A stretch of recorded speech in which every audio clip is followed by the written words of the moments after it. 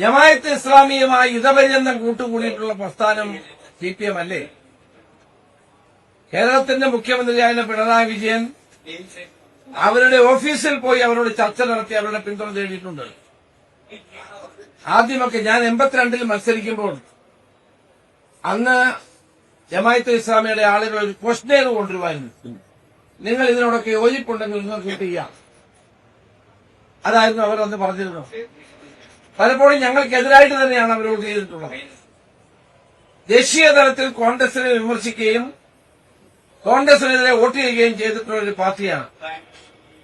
അന്ന് കേരളത്തിൽ ജമാഅത്തെ ഇസ്ലാമിയെ കൂടെ കൂട്ടുകയും അവർക്ക് നല്ല സർട്ടിഫിക്കറ്റ് കൊടുക്കുകയും ചെയ്ത പാർട്ടി CPM ആണ്. ദേശീയ തലത്തിൽ BJP ശക്തിപ്പെട്ടപ്പോൾ BJPയുടെ ഏകാധിപത്യത്തെയും വർഗീയതയെയും ചെറുക്കാൻ അവര്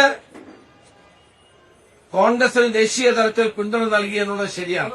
അതിന്റെ ഭാഗമായി 2018 മുതൽ കോൺഗ്രസിന് UDFനും അവർ പിന്തുണ നൽകിയിട്ടുണ്ട്. അത് വർഗീയ ശക്തിയായ BJPക്കെതിരായി ദേശീയ തലത്തിൽ സ്വീകരിച്ച നയത്തിന്റെ ഭാഗമാണ്.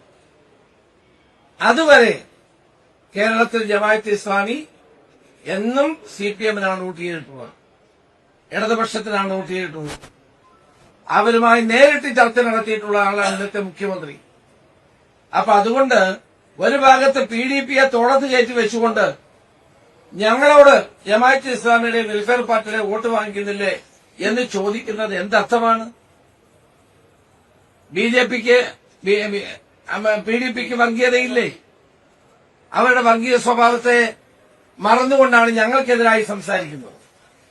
ഞങ്ങൾ അവരുമായിട്ട് കൂട്ടുകെട്ടൊന്നുമില്ല. ഞങ്ങളെ പിന്തുണച്ചാൽ പിന്തുണയ്ക്കുമെന്ന് അവർ പറയുന്നു. പിന്തുണയ്ക്കുന്നവരുടെ വോട്ട് വേണ്ടെന്ന് തെരഞ്ഞെടുപ്പിൽ പറയാൻ പറ്റില്ലല്ലോ. അത്രയേ ഉള്ളൂ.